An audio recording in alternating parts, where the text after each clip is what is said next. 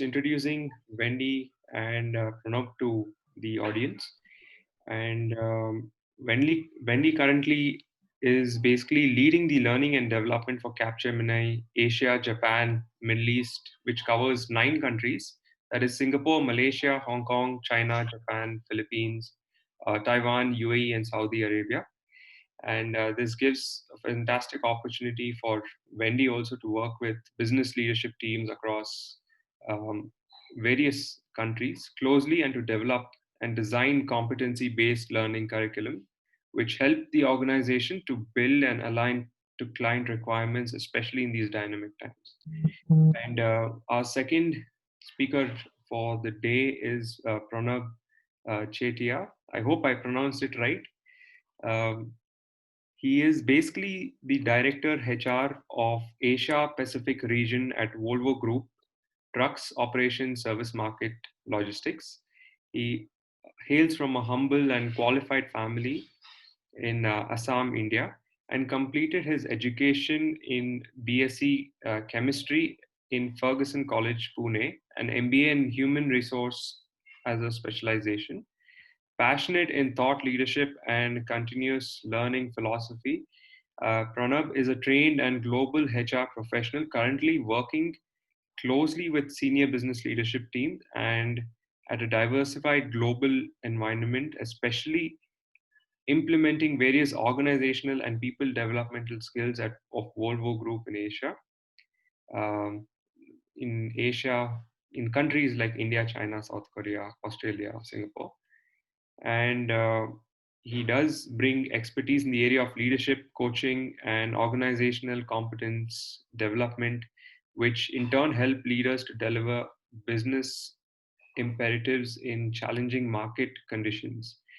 Pranab is a simple professional by nature, having high integrity as moral value. He is just a quick fact. He is an awardee for the 100 top Global HR Minds Talent Listings 2018 World HRD Congress.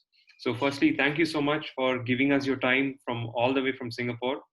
We're really excited and eager to listen to your insightful topic that we have in front of us, because I think this is something that's so relevant, especially in this current time, which makes it hard for all of us to concentrate and to really understand what goes behind learning and what is that mindset that we require. So I'll leave the platform over to you so you can take over from here, Wendy. Thank you so much.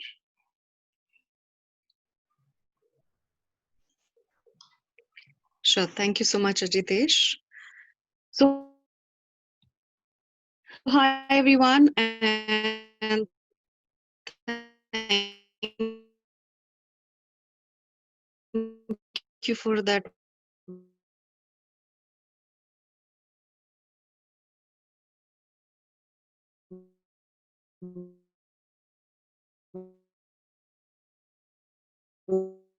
warm welcome that we received. Just a quick summary over the 90 wanted some amount of fun time, story that's and habits, a little bit of reflections, and of course we would want to then end the 90 minutes with an inclusive dialogue and Q&A. So that's pretty much 90 minutes of what you will get today, and I hope we're able to provide you a little bit of insights from the world that we've kind of experienced to help you all in the coming days as well. So having said that, I'd like to begin with one quote. And there you see the quote. And I think pretty much most of us would have heard this quote from a gentleman called Nelson Mandela. It very rightly states, I never lose, either I win or I learn. So it very well nicely articulates that failure is never a loss, it's just an opportunity to win. And for those people who are able to see the silver line between the so-called win and the loss, those are the actual winners in life and who have larger takeaways from that situation. So we wanted to start the whole session to kind of bring to attention that every opportunity in life that you come through, if you have the learning bent of mind, you will look at some amount of learning from all of that. Now, with that quote, I'd want to kind of delve into my story as such. And this story is possibly a couple of years, maybe decades ago, when I was back in Pune completing my graduation. And during these days, basically, I had a bent of mind for multimedia. So I was very enthusiastic about everything that we saw in multimedia. It was a booming industry at that point of time. So I went to my mom, who was a teacher, and she, of course, was very enthusiastic about whatever I wanted to learn. So she was very, very comfortable to know what I wanted to learn. And she enrolled me in a 2 or 3 years course where I learned a lot of graphics. I learned Photoshop. I learned Paint. I went on to learn, small amount of storyboardings that started creating small videos as such. So it was a very, I believe that was the most creative phase of my life, and I completely thoroughly enjoyed those 2, 3 years that I did as multimedia. And as I was completing my graduation, all the elders in my family and my mom came and said, okay, now you're getting close to your graduation. Now what next? Which is that professional degree that you're going to actually get long. And that's when we started thinking whether it should be an MCA, MBA, so many choices, like I'm sure most of you would have had. So I settled down to think that I think MBA was the right way for me. And I completed my MBA from Pune University through Audio College as such. And quickly after my MBA, I kind of got married. So I didn't really get the opportunity to have the campus recruitment or the experience of that. I was married and I moved to Bangalore for that matter. So initial few days was fine, but then as days passed by, I started getting a little worried because there wasn't a job in hand. What was I supposed to do? How did I go about looking the right avenues and the right connections and take on my interviews in the right manner, because I didn't really have that flow that you typically get when you do a campus interview. So I started talking to friends who picked up jobs. I started talking to my husband more regularly in terms of his experience. I started talking to a lot of people who were already in professional jobs at that point. And you won't believe the amount of inputs that people are willing to share as small tipney, as you say, right? Small little inputs, small little insights, which help you go a long way. So, striking a conversation, building your networks, I realized at that phase of time goes a very, very long way. I got into, I think about 2 or 3 months after searching, I got a job in recruitment as a recruiter in an IT organization.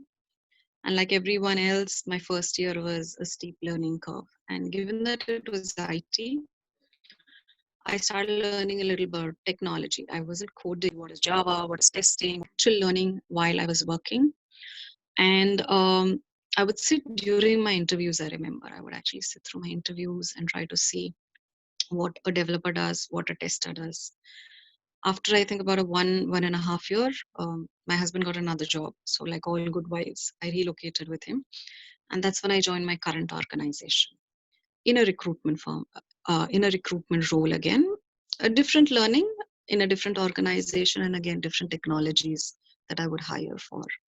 I spent about 1.5 year in the recruitment role. And from there on, I started thinking, because I had actually done my MBA specializing in HR. And I joined Capgemini, which was a large organization with good roles, good careers. And I wanted to move into hardcore HR. That's when, I spoke to a few more seniors, and there was a lot of good advice that I got in terms of how I should approach the role. So after that, at one point of time, there was an interview, there was an opportunity, and that's when basically I started moving into proper HR roles, which is very, very different from what I had done. So if you see, almost every 1.5, 2 years, there was an opportunity for me to change role as such.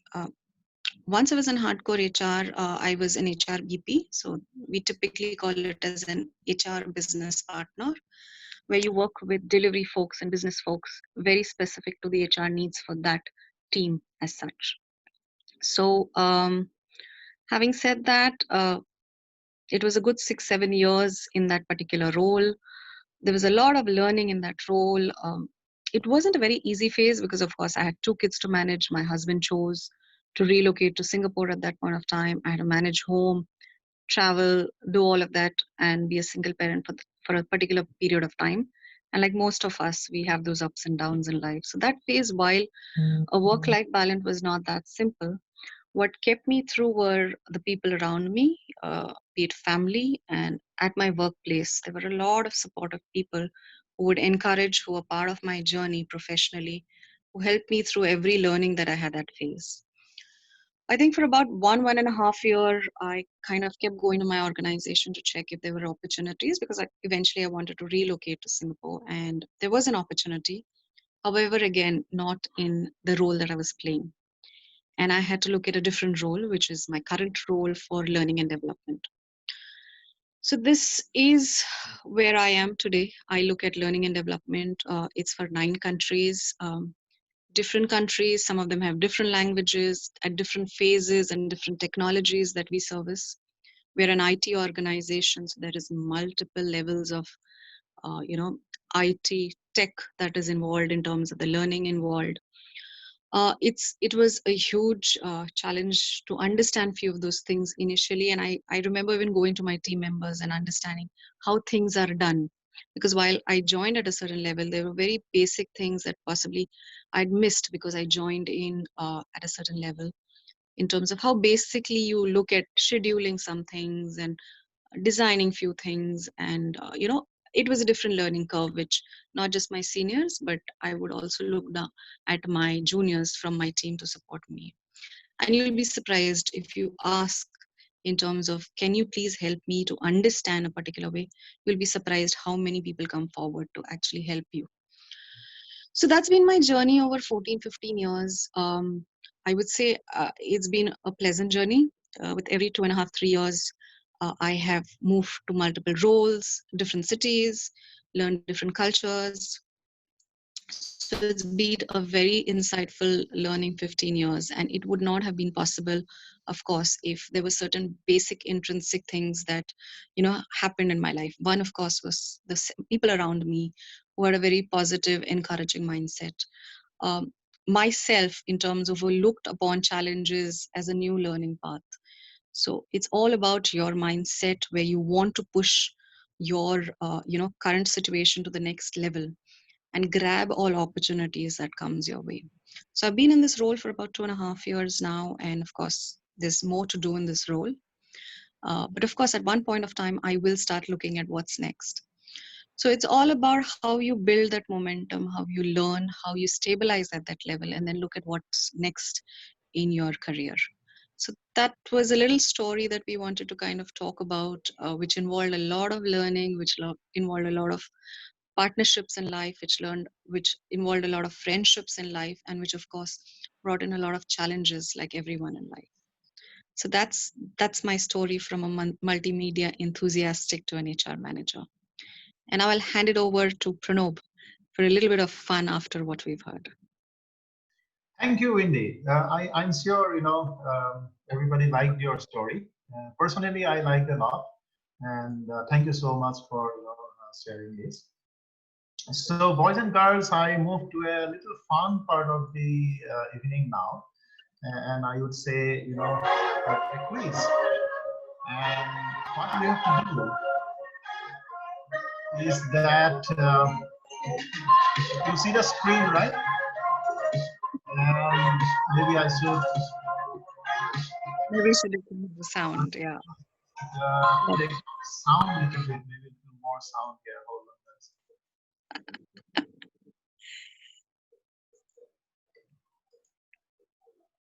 on. Okay.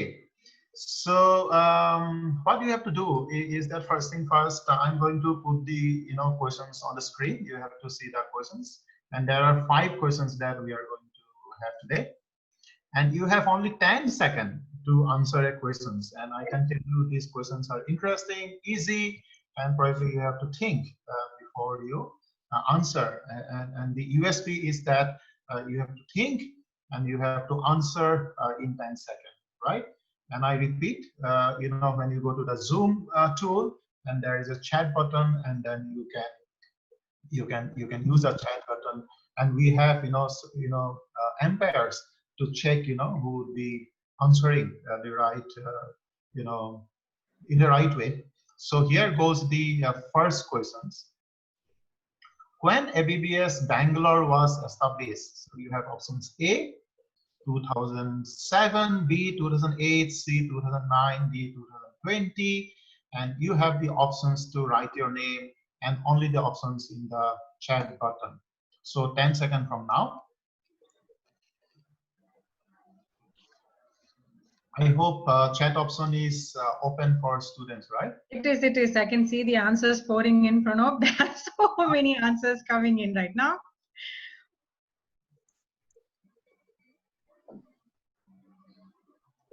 Well, I think 10 seconds is a lot of time, Pronob, actually. They don't need 10 seconds at all. It just took a split of a second for them. Okay. Good, good, good. Maybe I should, tell the answer here. The answer, of course, is Yes. everybody is giving 2008. So definitely majority should, win the question, right? So Yes. the answer is 2008. Okay, guys, and I know Niti, you are keeping a tab on who is answering the first right answer. I'm just trying to, I'm trying to. The thing is, there are so many. I would request all the panel members to not type anymore because I'm not able to. It just scrolls down to the last answer. That's where I'm finding it a little bit difficult. You have to So put Srikanth, your name Srikanth, Yeah. Gururaj, you've scored this round. Great, good. Mhm. Okay, now I go to the second question. Second question is little, and let us see how does it go. Which tree is considered to be sacred in India? A tree used for religious purpose. You use for your prayer in the morning and so forth. Of course, it is a India centric. Option A, banana. B, apple. C, mango, and the D is lemon. A lot of answers for this. A lot of answers for this as well. I know everybody like fruits. I like fruits. Fruits are. It's actually even the perfect time of the day to grab a snack, a fruit. Yeah. You should definitely have banana and Very, lemon. But very interesting. Very interesting. I can see a mixed basket of fruits, so to say, Pronob here. there is mixed answers to this particular question. so the girls, the right answer is mango. Yes, it's mango. Hmm. And wait, if you guys would just stop typing because I'm not able to scroll up. Let me just see who's got the answer first. Okay, we finished this off. And mango. Hari Krishnan S. Hari Krishnan S has answered this right. Way to go, Hari Krishnan, not bad. The first answer was actually lemon, which is a very interesting answer. Trust me, even I would think about this. I would think it's sacred, maybe lemon might be one of it, but no, the answer is mango. Brilliant. Okay. Hari Krishnan, great. Next question. Now next question. This one is very easy, actually. Yeah. Which animal cleans its teeth after food? It's also washes its mouth. Tiger, cow, hippopotamus, or monkey?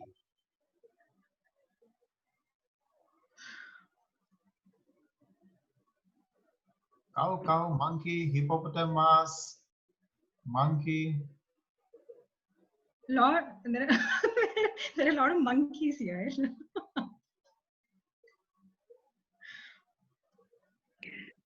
Pronob, your tests are really testing all of us. Correct. Like it? That's nice. So the answer is tiger. Let's move on. Okay. And the person who got this first, after a lot of monkeys and cows, it is Ramya SM. Way to go, Ramya. You're the first person to say tiger. And the tiger comes after a lot of monkeys. Okay, fourth question. How long is an Olympic swimming pool? 50 meter, 60 meter, 100 meter, or 75 meter? Yeah, all around 50, 75, 100. Probably we have, not many swimmer here in the group. Maybe there are swimmer as well. I see few. Yeah, yeah. Okay, so I think 10 seconds is over, and the right answer is 50 meter. 50 meter is 50 the meter. First person to answer this correctly is Swati B. Way to go, Swati. Right answer. Good job. very nice. Last questions. How many eyes does honeybee has? You know honeybee? 2, 3, 4, 5. 2, 3, 4, 2, 3, 4, 3, 2. Even to be frank, Pronob, even I didn't know this. I didn't know this answer. I was surprised when I when I researched. I was surprised with the answer. To be very frank. The right answer is 5. Honeybee has 5 eyes. Yes, So, and the first person to get this right is Dharmendra Yadav. Excellent work, excellent. This was Dharmendra Yadav. Yes, definitely a great win. job, great job, Dharmendra. I didn't know the answer to this at all. This is insight even for me. Right. So I would say congratulations to all of you. I am sure you had some fun.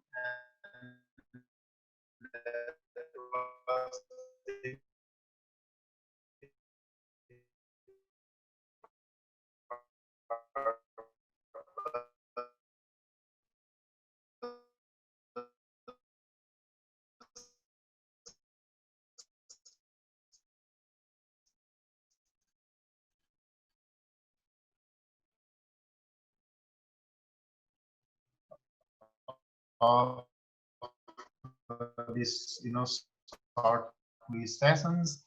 Why quiz? Because quiz is one way to think and apply your mind and insight. Mistakes, keep making mistakes, keep learning. And now I move to concept. Question on quizzes, really insightful. Even I didn't know bees actually had 5 eyes. So a little bit more on the serious topic, back on after the fun that we had, a little bit more insights in terms of what is a learner's mindset. I mean, for you guys, y'all are at your prime of learning, right? So I think y'all, there are times that y'all will be able to come and tell us what you'll think about it. So, but from the little that we've experienced, we just wanted to kind of share that with y'all. And it's nothing but the orientation of a person to want to learn. So it's the ability or the thought process and opportunities that people look around and they see learning around in them. So every opportunity that a person looks at and they think there's a learning opportunity for them in that moment, that's a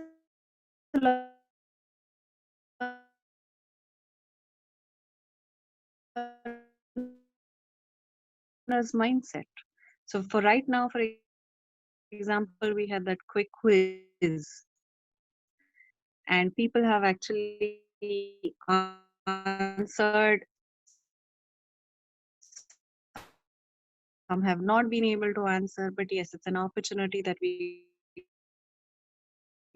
got and we picked up opportunities to learn and the mind orientation.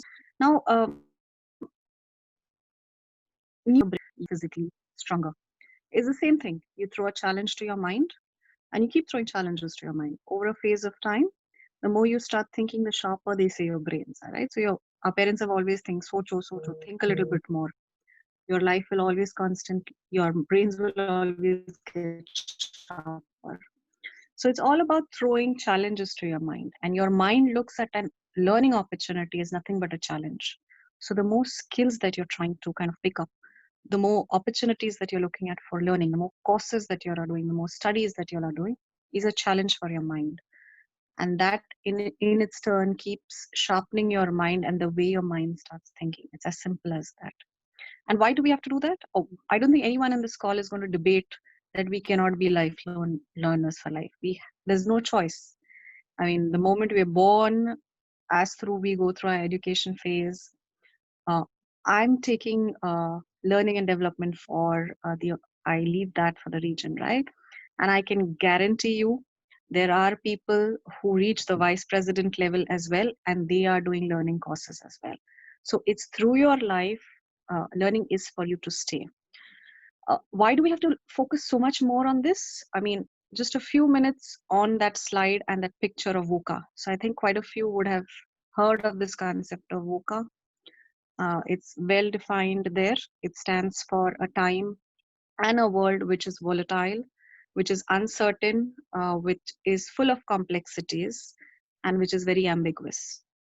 And I don't think any other time can explain a VUCA world better than what we are living in today, right? So after the virus, it's become even more volatile. So you see economies all in doldrums, countries are going under lockdowns, organizations are reacting to all of these changes. And I wouldn't say all organizations are the same phase. Based on the industry, all are at a different kind of a graph. So IT is supposed to lead the way, right? We're digital in nature. We're supposed to push digital into multiple avenues. We're supposed to kind of look at how do we move something which needed a physical touch to something which is digital.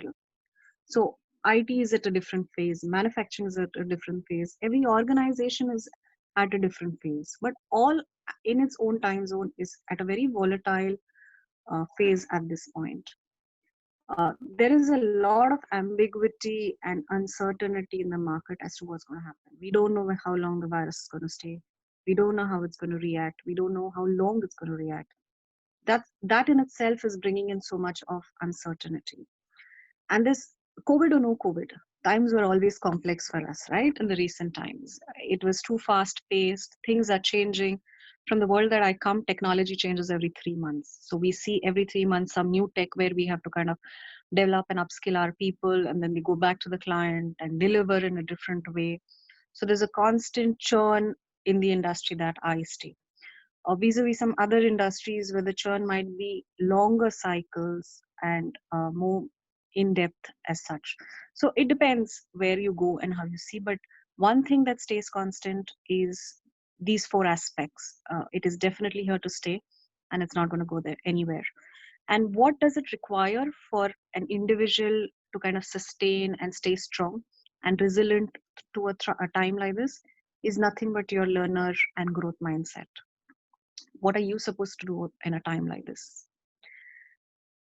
Learn. It's as basic as that. Talk to people, grow your network. You will have you. It's amazing how much network can actually teach you. Networking is a very basic human instinct. Grow your the circles that you are part of. Understand from your neighbors. Possibly you have people working in different industries. Understand from them how that industry is currently working. What is in demand? What is the right way to kind of go about things? What is it that you might want to pick up and learn? Have those conversations. So very, very basic first.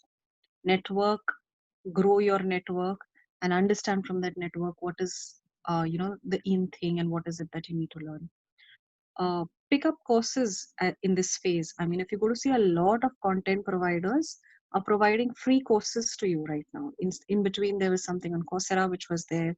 There was something on Plural side. So a lot of these, which costed a lot of money at one point of time, are even giving, free subscriptions for a piece of time. So make use of all of that. And it's not only about now. It's even a non-COVID situation. There's a lot of learning that happens on the internet.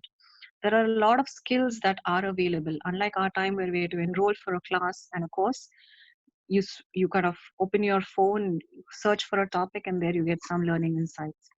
So make sure that you use this time to learn, because this, if that's one thing you're able to build onto, that's what's for you to stay. And very, very importantly, to say that today you are in a mindset already of learning, given the fact that you are in an institute, you're studying, you're already thinking, constantly learning. Continue that flow of mind and continue that attitude in mind. Organizations do look out for the attitude and aptitude. While they look at aptitude, they also look at the attitude of the individual. And the moment you go into that conversation or that interview and you showcase a learning mindset, that's it. That kind of leaves an impression on the interviewers as well. So ensure that you do what it takes to bring that into your lifestyle and habits. So that's a little bit from us in terms of insights of how you can stay through a time which is so volatile and ambiguous as we get through these days. maybe the next slide. So here's some insights and reflections that we got from you guys in terms of some of the learning habits that you all do. So Pronob, do you want to kind of start off with Yes, the thank you. first question? Yeah. Yes, So the first question I see is that we asked was, you see the morning sun and you take a walk. So we see almost 5.3, on a scale of, I believe, 10, right? So you see 5.3 typically who do that right now. Any thoughts, any insights, and why do you think this is so important? I think let me go to my personal life. And I'm from Assam, right, the northeast of India, where the sunrise happened early morning, 4:30, 5 o'clock, in the summertime. And I used to go to play cricket early morning, 5:30, during my school days and college days. And that's how I am grown up. And I strongly believe that, being physically fit, being mentally fit, and use the morning sunrise and use the morning time for your me time, is very, very important for an individual, and I continue to do that today as well. And at the same time, of course, if I wake up in the morning, then of course I have to go to bed a little early, maybe 10 o'clock and 10:30. And once you do it, it becomes a discipline, and that discipline makes a good habit in your life, and this is a very good habit. So personally, I want to promote early to bed, early to rise, makes a student happy and successful, and so forth. So I think it's a very good habit for us to develop, and I really want to promote that. Great. Okay, so we have the next one. It talks about reach new people with different interest level. And what I understand here from these questions, we indeed that how can I have different interest levels, right? Because I am one individual, I have one life, and probably I have one family and one job. So, but why many interest levels? Why I need to have different interest levels? Indeed, any sharing from your side? So for me, my basic experience, I mean, honestly, as a personality, I am more inclined to talking to people and more inclined in getting most of my knowledge when I talk to SMEs or subject matter experts. I find reading a little bit, not my type of style. So, having said that, I believe reaching out to new people with different levels of interest, different levels of expertise, kind of help you bring in that experience. And I've personally experienced that through my last 15 years of journey. If you see, there was at every junction, the first, inclination of mine was to turn to the right person, meet the right people, and understand from their experiences what is the right way of going about it.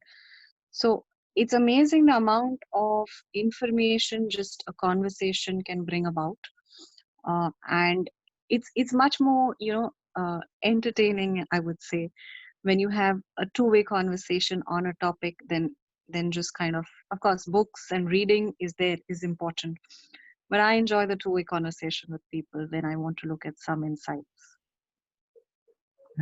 Thank you.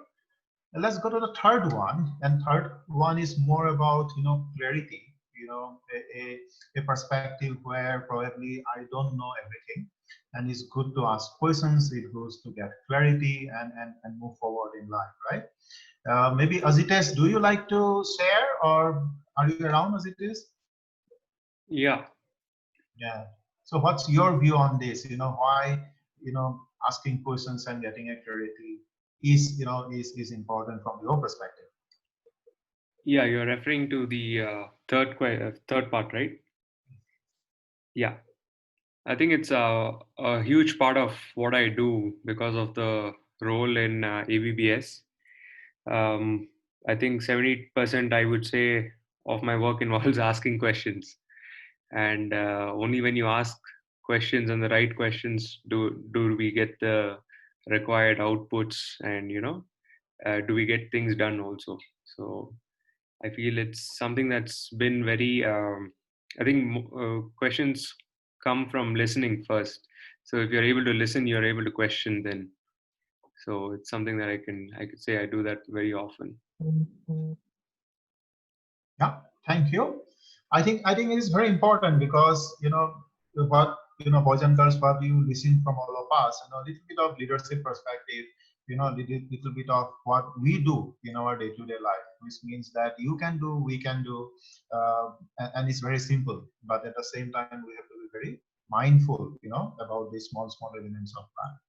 Now let us go to the fourth one. It talks about, I am clear about my new skills that I need to develop in next 3 months. Maybe I can take it up because I'm a fan of skill development. And personally, I'm learning how to do webinar, and I can tell you that for the first time in my life, I have, brought sound and audio inside a webinar. So that is a new skill that I have developed today, which means that, I thought about it. I, learned how to make it happen, and then immediately I tried it today. And when I tried it today, the first time at the start it went well, but before the quiz, it did not go well. Somewhere it got lost. But the point, I want to go back also that we need to keep trying, and next time, when I will play audio, I will definitely play in a much better way, right? So we need to make mistakes to learn and move forward. And for me, the skill development is nothing, by change management from a one state to another state. So when I say skill, it is just not that I develop, but I continuously improve the skill level, because the skill level keeps changing, right? Because of the competitive environment. And as Wendy, you spoke about, saying that in software industry, every 3 months, every 6 months, technology keeps changing. So whether you are a vice president, whether you are an architect, whether you are a developer, it is very important for us to keep updating our knowledge and skill level. Think about a doctor, right? It is so important that today the technology is coming to the medical world, and doctor also has to adapt his skill level more from the I would say from technology and as well. So using robotics today, you can do operation which probably we never did 20 years back. So which means that this is a very important element, and it's very important because you are in an MBA life, and you are in a fantastic B school like ABBS, and we all are here. And I would say that you need to have a very clear plan what you want to do for next 3 months or 6 months. And of course, example, there's an HR student, you need to study your subject knowledge about HR. If you are in marketing, if you are in finance, so I would say you have to ensure that in your action plan, you have to develop your foundation level, and that is the subject knowledge. The second part I want to talk about, is your professional skill, which you can call as a finishing school. You can talk about your personality. You can talk about, your learning attitude, and so forth. So, one, your base is your, subject knowledge, and second, you need to develop your professional skills. When, you have participated in Menti.com, and myself and Wendy has gone through, the list of, I would say, actions that you are taking today. And I was, personally very happy to see the result. That lot of you, in fact, you are doing morning exercise. A lot of you are doing, courses. A lot of you are doing, certification, and so forth. I think that's a very good sign, and please, continue. So yes, so skill development is very important. You need to have a goal, ensure that your foundation is strong, and you keep developing your professional skill. And you are in MBA, and you are in a professional course, you are in a right hand of ABBS. So I really want to see a very good career of all. The last one, being always right matter to me, right? Wendy, do you believe that? Is it that we have to be always right? So we can see quite a few people actually saying yes. Okay. So I think 6.4 on a scale of 10 is actually saying yes. I think being rational about an answer is more important than always being right. A little earlier, we heard Ajitesh saying that he listens. The importance of listening is equally important as well. So, in my opinion, I think while right is one aspect of it, but rationally being right is more important, because when you are rational about it, you are more inclusive to other people's opinions and thoughts, and that's when you're able to get to a final, insight or a thought as such. So always wanting to be right might come in the way of you learning something new. On the other hand, having the ability to stop, think, look at the other person's interpretation on a subject will help you reach towards the rationally right answer as such. So I think that's a little bit that we need to always keep in mind as well when we're in a debate or in a conversation, that somebody's trying to give you some insight, somebody's trying to give you some input. Don't block it. Be open about that discussion at that point of time. So I think that's my 2 cents about that statement. Yeah, I echo that. To be honest, example myself, right? I'm working in Volvo for last 12 years. And sometimes I also feel that, what are some of the good practices outside Volvo? And that's why the outside in perspective is very, very important, being rational, right? Because, whatever I am doing today, of course, I can improve. And to improve that, I need to have a different perspective, talk to you, Wendy, and talk to my friends and see how I can do my things in a different or in a better way. So I think, I really echo, and it's so important that on one side we have to be in the right directions, and on the other side we have to be rational as well. Good, and I would say that this reflection is coming out from you guys based on the survey that you people have participated, and you see your score here as well. And I think it's a very good mix, as a personality, as your thought process, and so forth. So keep thinking and keep learning. Now we move to the next part, which is more about do you have a learning mindset, and then what are some of the key elements that we need to keep in mind. So Wendy, do you like to share your perspective around this? Sure. We wanted to spend a few moments on this because what happens is, and we wanted to basically talk about 2 types of mindsets, because as human beings, we tend to switch between those mindsets very, very easily. On one side, you have something what you call is the knower or the judger mindset, and on the other hand, what you have is the learner mindset. And it's natural for everyone to want to kind of move consciously, subconsciously between both these types of mindsets. So it's a matter of fact that we as humans interpret on a lot of things that are happening around us. We absorb a lot of information that's happening around us, right? And as we absorb more information, you begin to build a certain interpretation on a subject, or you start thinking that you're a subject matter on a certain topic. And that's when you start building a little bit of, yes, it's my way that I want to believe is the fact about that certain subject. Now, that's where typically a knower's mindset sets in.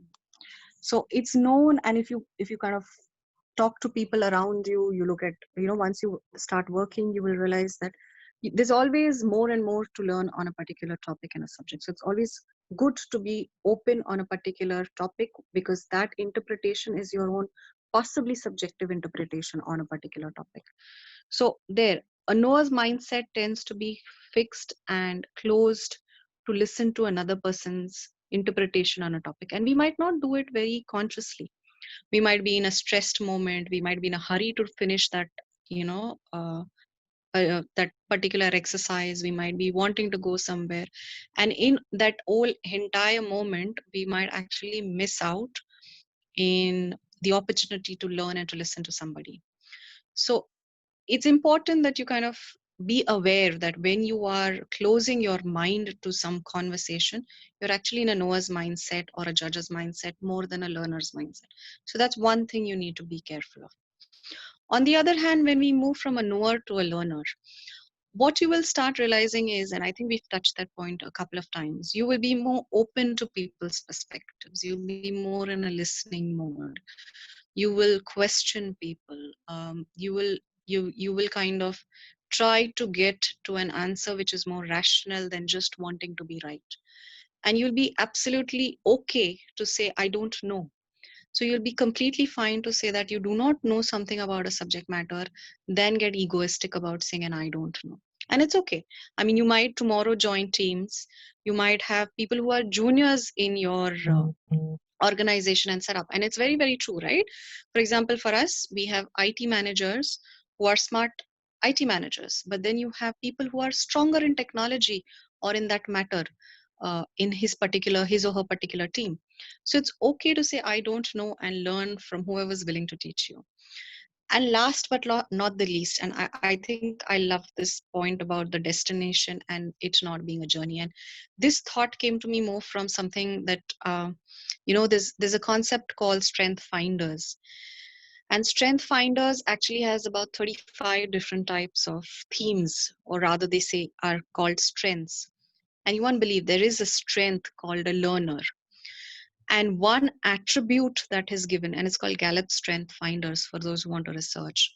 It One attribute of a learner is basically the person loves the journey of learning and not necessarily the destination. So as he's going through life, he's looking at more and more opportunities to learn.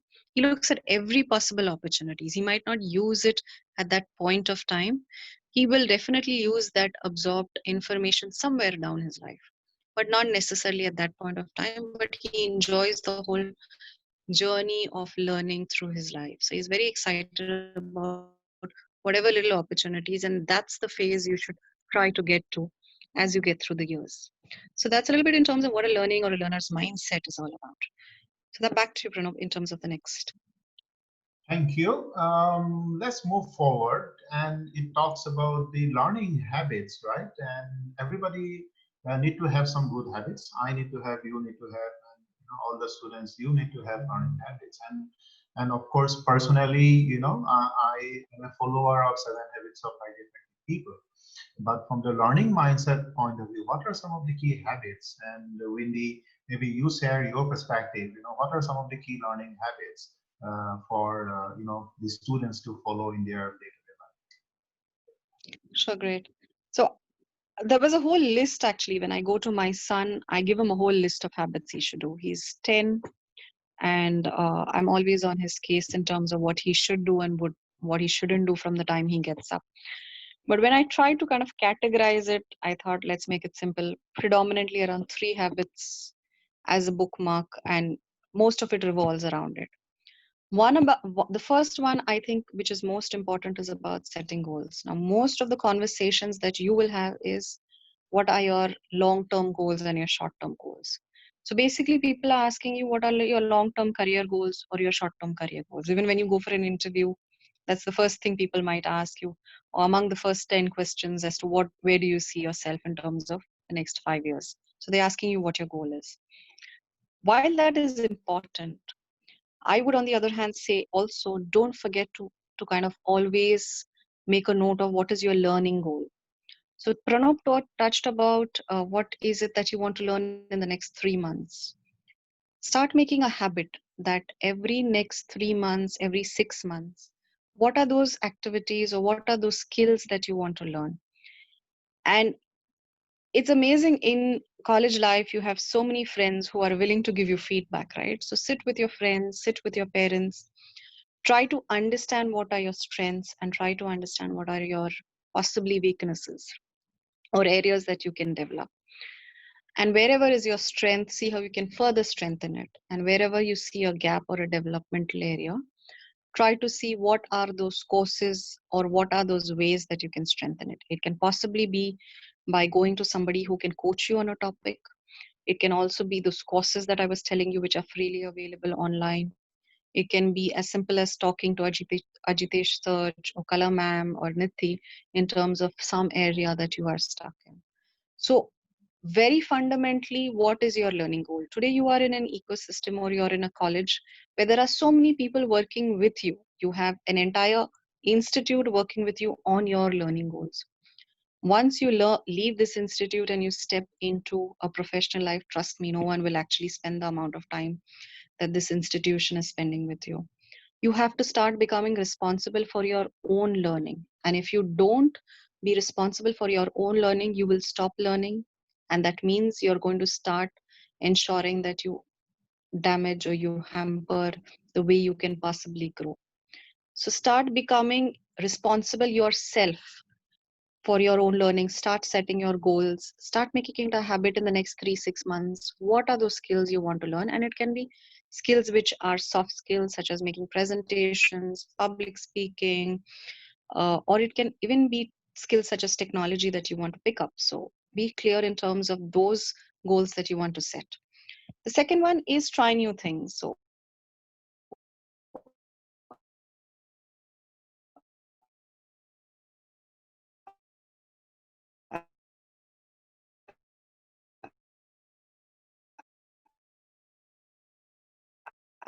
I think a lot of us pick up hobbies, do a lot of things. Consciously, I was using a skill which I had learned back in multimedia itself. Today, I have to design learning programs, and it is nothing less than storyboarding for me. So, something which I learned back as a hobby way back in college, consciously, subconsciously, I was able to use in my professional life, and I was very comfortable doing that activity of creating presentations or designing learning programs, is because it's somewhere tied to a hobby or a strength that I kind of developed and kind of learned back way back and got comfortable with. And last and not the least, take care of your health. You are at potentially the one of the peak times where you're physically active. Continue doing that. So while you are learning, ensure that you're physically maintaining a certain level of wellness as such, be it mentally or be it physically. As you grow, while you start peaking in whatever knowledge you have gained or whatever career phase that you are, if you don't stay fit, it'll start becoming like a distraction in your life. You will start having body pain, back pain, knee pains, all those pains, because you will constantly possibly sit at a laptop. So learn to maintain a very fit lifestyle now and maintain that as you go through your professional life as such, because that's something that if you have with you and you maintain with your daily small habits, it will not become a distraction later on as you are growing at a fast pace. So those are predominantly three habits that I would put it down to, that you all can kind of practice in your daily lives. Thank you, Wendy. I'm sure this will help everybody, and probably I also have to think a lot about this. Let's move to the next slide and a little bit more about reflection. Here, I would say that we have been talking about learning mindset. We had the quiz, we had learning habits, and at the same time, we also ask questions to all the students. And during the survey, and the question was, what do you like to learn in next 30 days?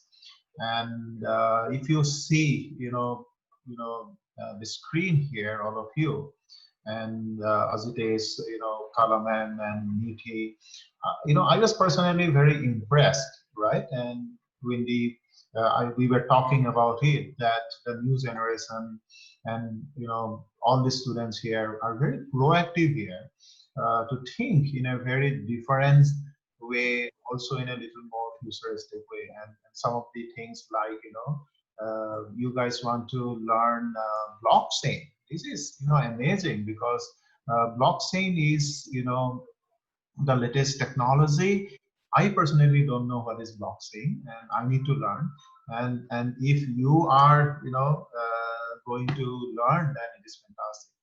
The second one I want to reflect is entrepreneurship, because this COVID situation is the probably best time where you can probably start your own company, because entrepreneurship is nothing but your own imaginations, your own try and error method, your own enthusiasm to make a difference in the society. And of course, India is really leading in this space of entrepreneurship, and I really want to promote that. All of you, please, continue. If I go little forward, and I see a lot of people are focusing a lot on soft skills. Example, people are working on mental health balance. People are working on your effective communication skill. You people are working on time management. And when I was reading the report, and I have realized that someone of you have become a public speaker. And I must say that please continue, because you remember I was talking about the professional skill, right? About in addition to the subject knowledge, and it is fantastic. I think this, if all these skills comes to all of you, probably I'm sure ABBS will be in a very different level. But always remember, an individual, you cannot have all the skill. You need to focus on probably 3 to 5, and tell you with your learning habits, tell you with your strength, and then and I'm sure you will be very successful. Maybe I should welcome Azitesh. Azitesh, you know your student very well, right? And you have a MBA course, and you have a lot of good professors, and you have these topics where students want to learn. Now, what's your view on this? Do you also think in a very similar way, or you have a different perspective? No, hi. Thanks, Pronob. I think you're absolutely right. This is something I struggle with myself, not just the students. Some of the issues is, you sometimes feel you have to learn everything. That's like you have too many options in front of you. So you feel, oh, I want to learn logistics. I want to learn web designing. I want to be a blockchain expert. But practically speaking, it's good to start off with something small, like you said, 3 or 5 things that you could pick up and start off from there. And this is something even we tell students, because you can't be an expert in all the fields. Pick up 2 3 things, start building upon those, and then something that I also liked in the previous slide, which you also mentioned, was like how hobbies act as your strength, and they are more like a foundation to start learning something. So it's a good place to start off from. Wendy, any your reflection around this, Wendy?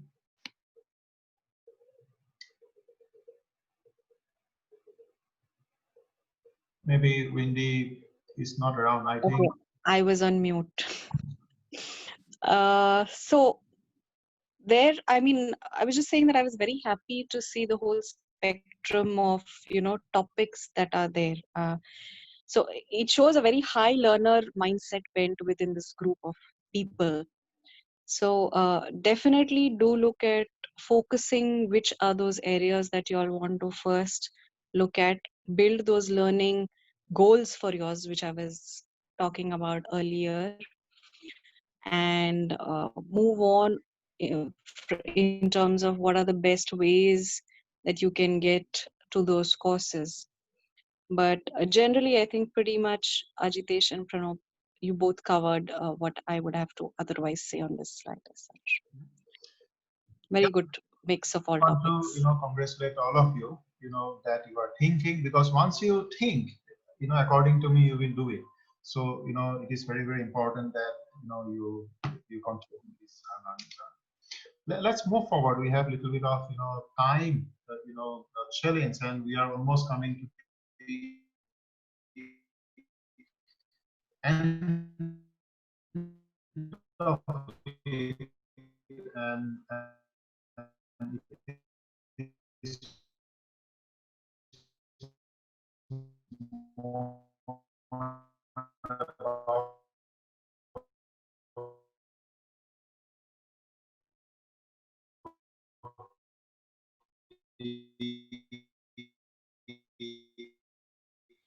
question answer part of the webinar.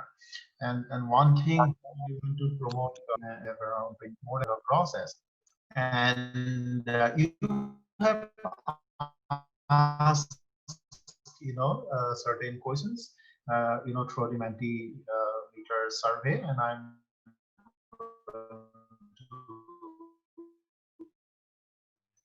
bring those questions and we are going to answer and give our own perspective. But at the same time, if you have any new questions now, you can put down your new. Actually, I have put all here in the presentation slide. Shall we go one by one? In case you are on mute.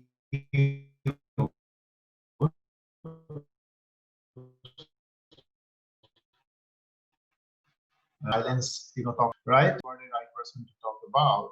What is the purpose of this webinar? Of course, we explain. Do you like to, give some views here?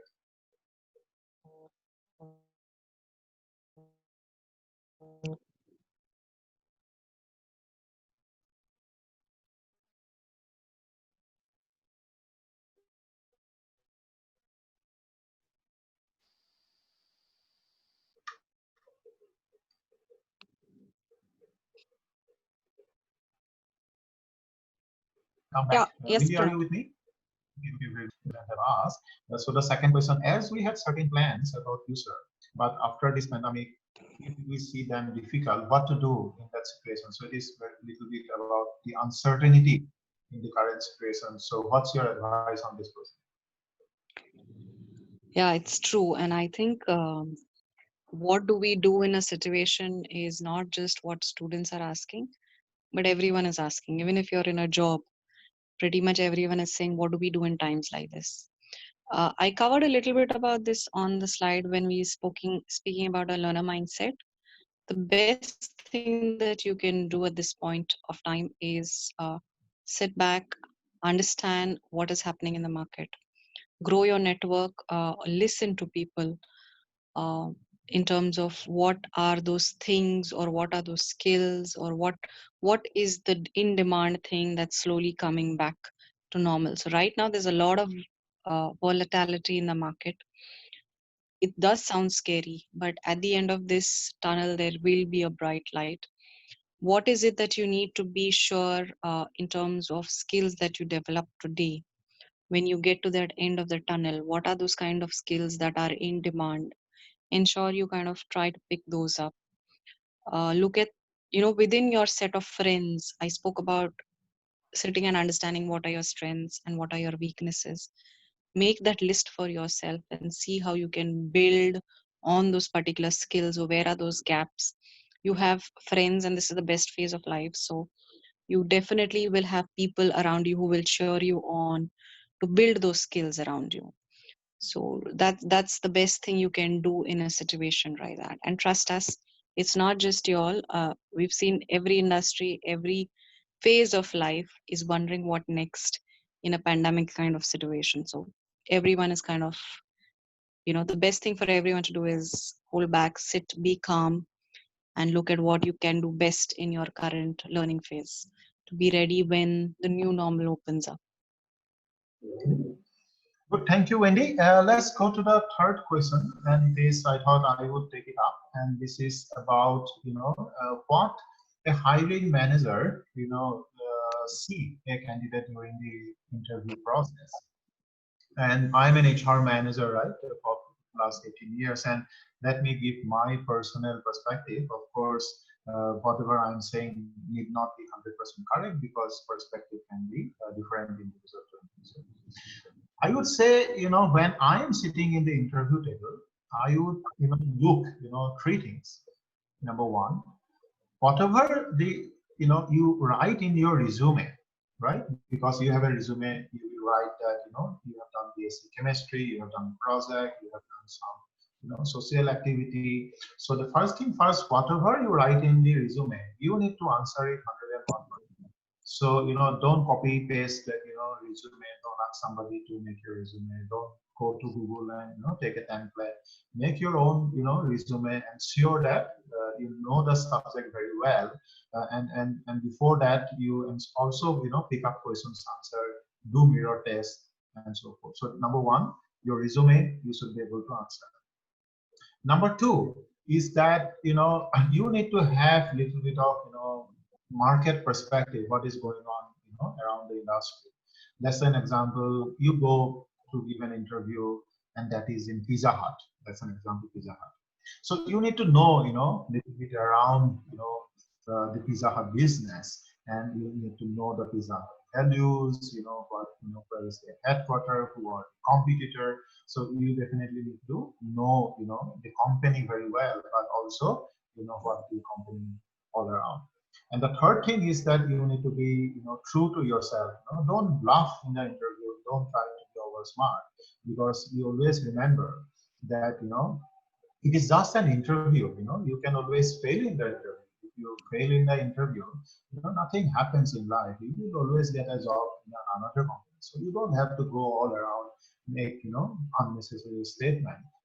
Be very humble. Give it a try. Of course, you should have the winning attitude to crack the interview, but be honest. Ensure that your trust and integrity comes up, because every organization wants to recruit an individual who is trustworthy, and who is having values, that company can align with. So I would say three things. Number one, you should talk about your resume.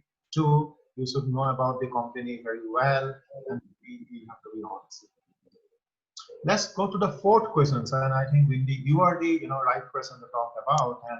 And before this slide, and we were discussing about this word ambivert.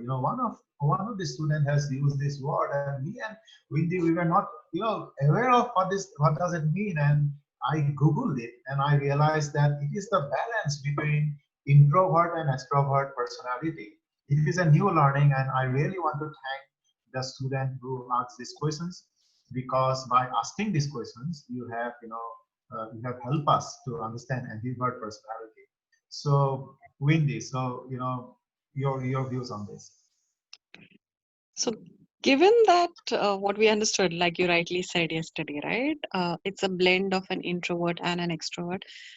So, I would say it would possibly be the right blend. So you kind of reflect that behavior in the right situations. I would say don't change.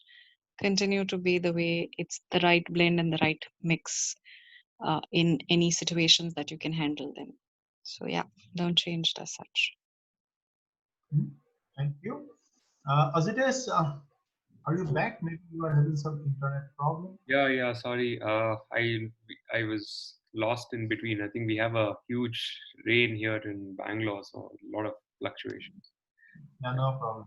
The first question I kept it for you. Okay. Yeah. The purpose of the webinar. So of course, I think you are the right person. Some of the students was asking this. Maybe your quick reflection. I mean, yeah, looking at the current situation, it gives us a lot of time to reflect upon our lives. And I think this webinar was mainly focused on the mindset aspect of learning.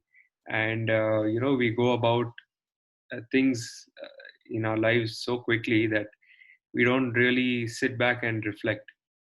And I feel this webinar kind of helps in taking one step back and then looking at what we have in front of us and gauge your strengths, your hobbies, and then one of the most important things that I feel even in the coming days is that students will probably have to start doing learning, like taking up that ownership of learning by themselves.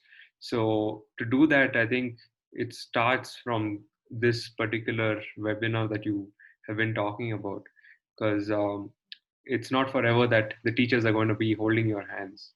So yeah, I think this is something that's useful. Yeah, very good. Let's move forward. We have a few more questions, and these questions talk about. I put my name here. I think of doing a lot of things, but in the end of the day, skip most important things, help me to concentrate on few things which are important in this era, and will follow it consistently without fail, meaning, of course. So, whoever asks these questions, it happens to me as well. It happens to everybody. So don't, feel alone on these questions. But, there is a way to handle it. We also, have this problem, or I would say challenges in our office life and personal life. And one, there is a matrix, is about time management, right? It's a little bit about priorities. So, assume that you have a x-axis and y-axis, right? On the x-axis, you put the urgent item. On the y-axis, you put the important item. So you need to, prioritize, that task or that activity which are urgent in nature as well as very important in nature. As an example, today, Singapore time, we had this webinar, and before, 1 hour, definitely this is super urgent for me. This is super important for me, and I need to prioritize this. At the same time, I have some work tomorrow, but probably this is the webinar for me, and it's very, very important, so we need to prioritize. So, use a simple technique, urgent and important, put a dot, in a scale of 1 to 5, and take a decision and move forward. Question number 6, Wendy, probably you are the right person. Let me read it out for you. I am trying a lot to be consistent mindset, but it's not happening. Maybe because I am giving reason for myself. What is the solution for this problem? Oh, so to whoever's actually put that question there, you're not alone. So we all are always constantly fluctuating in, the way we look at things, or sometimes even the way we see things. It's about how you do those small little things every day to try to make it a habit. And like Ajitesh said, it starts now. It's about how you start looking at developing that particular mindset for yourself. So somewhere I read very nicely that it takes about 21 days or so to make it a habit. I don't think that's a thumb rule for everyone, but pretty much plus minus, it depends. It might be lesser for some people, it might be no. But try to do small little things which will start becoming a habit for you, and that will help you adjust your mind and your mindset to a certain way of doing things. And once you've stabilized that, take the next jump. So it's about not trying to conquer and shift your mindset from one to the other. It's about taking those small steps. It's those small habits that make a difference, and which will help you kind of build what you want to be, or the way you want to kind of set a certain way of doing things in the long run. So it's all about small steps that you take today. And it's absolutely normal. Just wanted to reiterate, it's very, very normal with everyone. It's not about making excuses. It's about how you want to leave that excuse now and move forward. Yeah, thank you, Wendy. Question number 7 is very similar to 5. So, maybe I should not talk much, but I can tell 2, 3 simple tips, right? First thing first, complete your task on the same day. Don't postpone it too much. Of course, if you are in a stress, don't bother too much. You can always postpone it for next 2, 3 days. The second item I told you that try to make your day very productive. Wake up in the morning, have a good schedule, finish your task, and take things in a little simple way, and have that learning attitude. Have that passion to do something in a better way, because what is important is the efficiency in the process. So when you do things, you need to ensure that you are developing the efficiency doing that also. So assume that I will give a simple example of what we are doing in Volvo. We have a lot of invoicing where our service provider or logistics partners, they send us a lot of invoices, and somebody has to physically check all the invoices, and then we need to tally with the order and make the payment, right? And the payment terms, and that is completely manual in nature, and that takes certain man hours. However, how about bringing a digital solution where you bring, a concept called, RPA, which is nothing but a rapid process automation, where you can, automate the process. And when you automate the process, the task which was taking 5 hours, now it can be done in probably 30 minutes or maybe 5 or 10 minutes. And then rest of the hour can be done by the, same individual in a much more productive. So you need to find out, a better way, find out efficiency, and there are a lot of tools, available in the market. If necessary, you should go and buy the tool also. As far as it is making your life efficient, I think you should go for it. At the same time, if you are not able to complete your task, postpone it and move forward in life. Yes, Wendy, should you always be innovative to be successful? So, innovation is one critical element as of today. So, everyone wants to be different, right? So, innovative minds, critical minds, creative minds, yes, is important, but it's not everything. So, while it is one important aspect, it's also about the attitude, the other aspects to make sure all of this is equally important for you to succeed in life. Thank you. Next question, as it is, I think you are the right person. Yeah. It talks about, I am a commerce student now and doing MBA.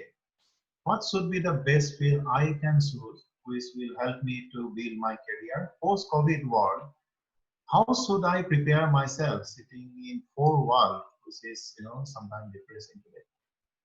Yeah, I mean, I can understand. We are all in the same place. We're all feeling a little paranoid with the situation.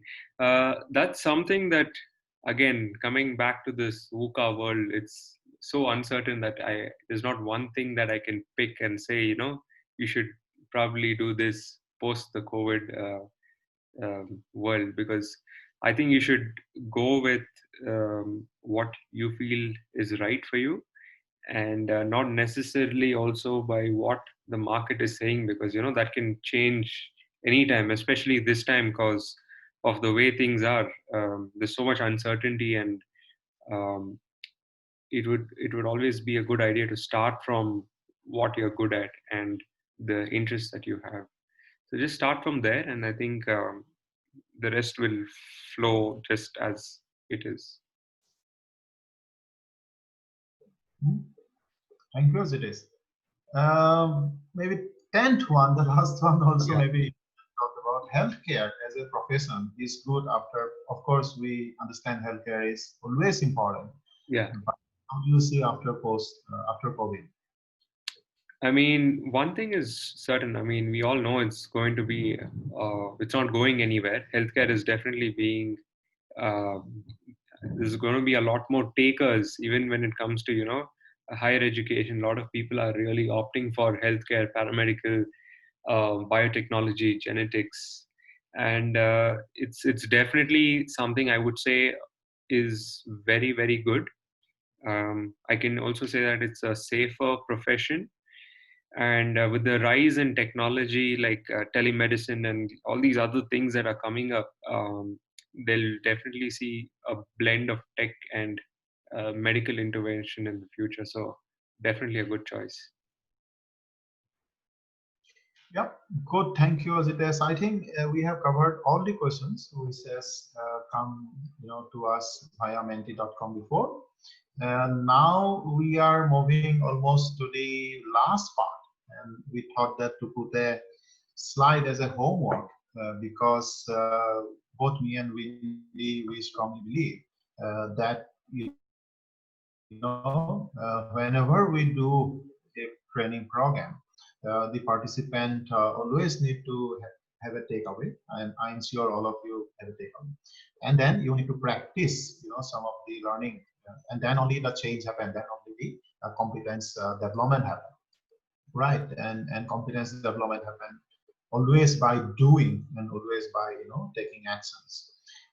You can do many things, and we have seen already that you have a good plan of actions, a lot of good concept that you want to learn. And but we thought that these are three things that you can do from today.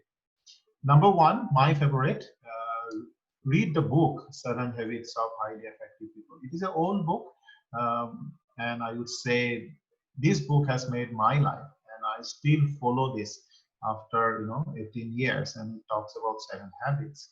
And if you have those seven habits, this Stephen Covey says that you'll be successful. I am sure all of you want to be successful, and henceforth, I want you to develop these seven habits. And as Wendy said, there are many other habits, and there are certain learning habits, simple tips Wendy spoke about, and it's your life. You need to take a decisions and move forward. The second one is an exercise which we want you to do. So, I put a slide here. Let me go back a little bit and explain what is the exercise I want you to do. So, sorry. So what you need to do is that take a piece of paper or your notebook early in the morning with a fresh mind, and think about a life story about of your own life story, right? Go back maybe 6 months or maybe 1 year and try to discover a story of yourself, and in that story try to find a mistake that you have done, right? And making that mistake, what was that key learning, what you have learned by doing that mistake, you also note it down, right?